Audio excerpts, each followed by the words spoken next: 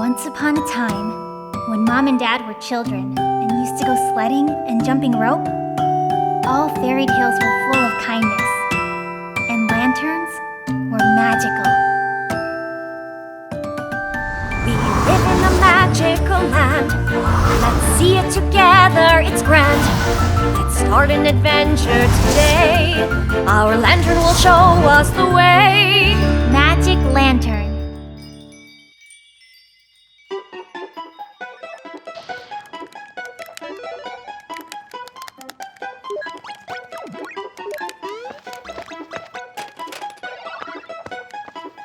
Mike, forget the video game. We're going to watch a slideshow now. All right, I'll just collect all the diamonds first. I have a whole bunch of them here. You think happiness only comes from diamonds? Yeah, of course. Where else can you find it? In friendship? That can't be true. Oh, really? Then watch this. Switching on the magic lantern. King Solomon's Treasure. Based on a book by Henry Rider Haggard.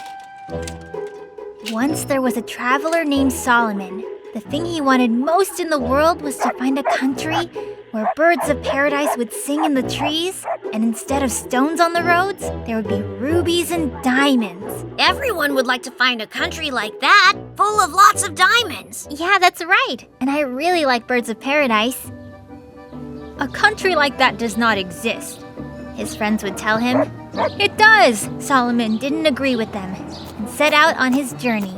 I also believe that such a country exists. You're just greedy for diamonds. Solomon walked through high mountains and hot deserts. It must have been hard. Of course it was. It would have been easier with friends, though. He swam across wide rivers. His friends waited a long time to hear from Solomon. But then they thought that he had gotten into trouble and he needed their help. You see what good friends he had? They didn't forget their friend. Maybe the real reason was they just wanted some diamonds too.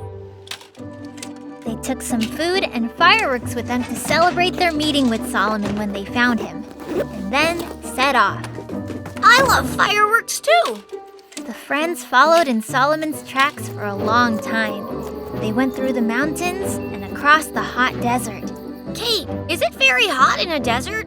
Like in an oven. The travelers were exhausted. The desert seemed to be endless. But does anybody live in the desert? Sure, poisonous snakes. But the desert came to an end, and they found themselves in a valley full of water and coolness. The travelers laid down to have a short rest after the crossing. I wish they had kept someone on guard. Anything could happen. But their rest didn't last long. Aboriginals came out from behind the trees. Toomba Yoomba!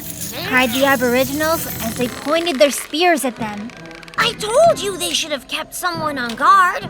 The Aboriginals tied up the travelers tight and took them to their king. They're going to eat us now, said the travelers sadly. Can people be eaten? Well, sometimes I suppose, especially if their names are Mike. The king of the Aboriginals was sitting on a high throne, and his face was hidden behind a golden mask. Flowers bloomed all around, birds were singing, and unusual animals were walking around. I bet there are also diamonds and rubies on the road. Is this the place he was looking for? Just listen to what happened next. Dear king, please don't eat us. We're looking for our friend Solomon. He went to look for a wonderful country a long time ago and never came back. A misfortune has probably happened to him. Kate, what if the Aboriginals ate Solomon, and that's why he never went back home? And then the king said, Your friend found the wonderful country. And the Aboriginals decided to make him their king.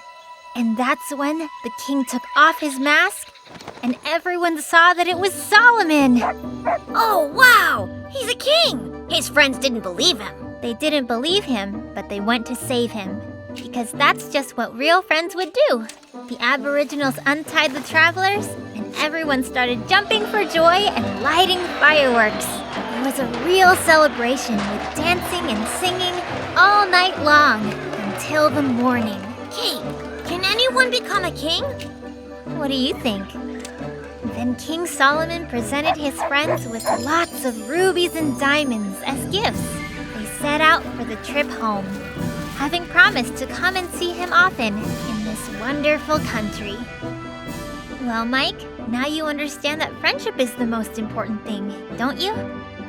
Of course. So now, I'm gonna go make friends again with Sammy Martin and Mitchell Rogers. That way, if they become kings, like in the story, then I will get twice as many diamonds.